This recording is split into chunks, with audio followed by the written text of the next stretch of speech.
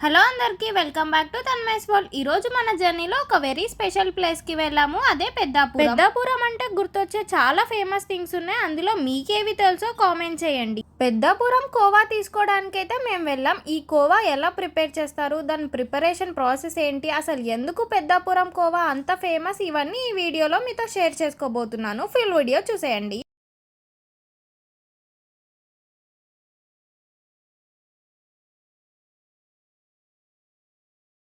వాడపల్లి వెళ్ళినప్పుడు రాజమండ్రి నుంచి పెద్దాపురం వెళ్ళాము. అక్కడ ఫేమస్ అయిన కోవా తీసుకోవడానికి. పెద్దాపురం జంక్షన్ నుంచి కొంచెం ముందుకు రాగానే ఒక గల్లీ మొత్తం కోవా షాప్సే ఉన్నాయి. మన కళ్ళ ముందే ప్రిపేర్ చేసి ఇస్తారు. చాలా ఫ్రెష్ గా ఉంటాయి. మనం షాప్స్ లో రెడీగా ప్యాకెట్స్ లో చూసే కోవా వెనకాల ఎంత ప్రిపరేషన్ ఉంటుందో చూస్తే రియల్లీ ఇంట్రెస్టింగ్ గా అనిపించింది.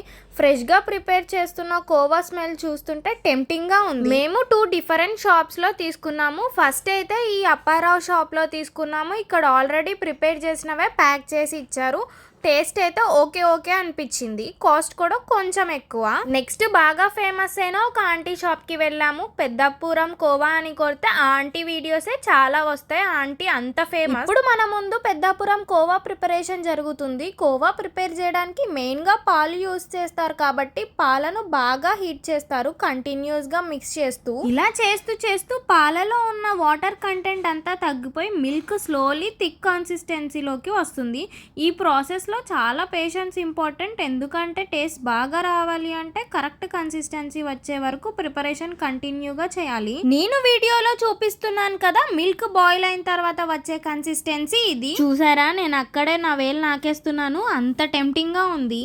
ఇలా మంచి కన్సిస్టెన్సీ వచ్చిన తర్వాత వీటిని కోవా షేప్స్ లాగా చేస్తారు. షాప్ లో ఉన్నంతసేపు కోవా ఫ్రెష్ స్మెల్ అయితే అసలు భలే వచ్చింది. నేను కూడా టెంప్ట్ అయిపోయి ఈ పెద్దాపురంలో కోవా బిజినెస్ అయితే స్టార్ట్ చేసేసాను. ఎవరైనా కావాలంటే వచ్చేయండి అని అనుకున్నారా? ఏదో వీడియో కోసం చేసిన ఓవర్ యాక్షన్ లేండి. ఈ గ్యాప్ లో 2-3 వేసేసా అనుకోండి, అది వేరే విషయం. చూసారా, ఆంటీ కూడా అర్థం చేసేసుకొని వెంటనే ఎలా ఇచ్చేసారో. వేడి వేడిగా తింటుంటే ఎంత బాగుందో అసలు. సిటీస్ లో ఇలాంటి ఒరిజినల్ అండ్ ఫ్రెష్ టేస్ట్ అయితే రాదని నా పర్సనల్ ఫీలింగ్. ఇవి తిన్నాక అనిపించింది. నేను ఇప్పటి వరకు డిఫరెంట్ టైప్స్ ఆఫ్ కోవాస్ తిన్నాను, కానీ ఇలాంటి మంచి టేస్ట్ అయితే ఇక్కడే దొరికింది. షాప్ డీటెయిల్స్ కూడా వీడియోలో చూపిస్తున్నాను. ఎవరైనా వెళ్తే ఖచ్చితంగా ఇక్కడే తీసుకోండి. పెద్దాపురం కోవా స్పెషాలిటీ ఏంటంటే ఫ్రెష్ గా ప్రిపేర్ చేసిన కోవా టేస్ట్ చాలా రిచ్ గా ఉంటుంది. మిల్క్ ఫ్లేవర్ స్ట్రాంగ్ గా ఉంటుంది. టెక్స్చర్ కూడా స్మూత్ గా ఉంటుంది. అందుకే పెద్దాపురం సైడ్ వెళ్ళిన వాళ్ళల్లో చాలా మంది కోవా తీసుకొని వెళ్ళడానికి ఇంట్రెస్ట్ చూపిస్తారు. మనకి ఏదైనా ఒకేషన్స్ ఉన్నప్పుడు ఇలాంటి మంచి స్వీట్స్ అందరికీ పంచాలంటే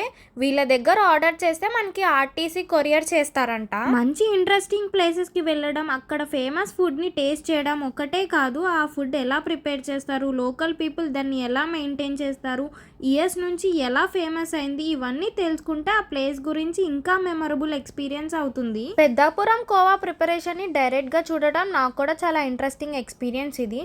మీరు కూడా పెద్దాపురం సైడ్ ఎప్పుడైనా వస్తే ఇక్కడ ఫేమస్ కోవాని డెఫినెట్లీ ట్రై చేయండి. టేస్ట్ నచ్చుతుంది. ఇది మా పెద్దాపురం కోవా జర్నీ. కోవా తెచ్చుకోవడానికి వచ్చిన మా ట్రిప్ లో ప్రిపరేషన్ ప్రాసెస్ ని కూడా చూసే ఛాన్స్ వచ్చింది.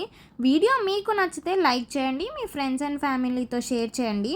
మన ఛానల్ని ఫస్ట్ టైం చూస్తున్నట్లయితే సబ్స్క్రైబ్ చేసి పక్కనున్న బెల్ ఐకాన్ని ప్రెస్ చేయండి. ఇలాంటి food places, travel experience, local specialities and interesting videos కోసం మన ఛానల్ని ఫాలో అవ్వండి. మరి నెక్స్ట్ వీడియోలో మళ్ళీ ఒక ఇంట్రెస్టింగ్ ప్లేస్తో కలుద్దాం. Until then bye friends, take care.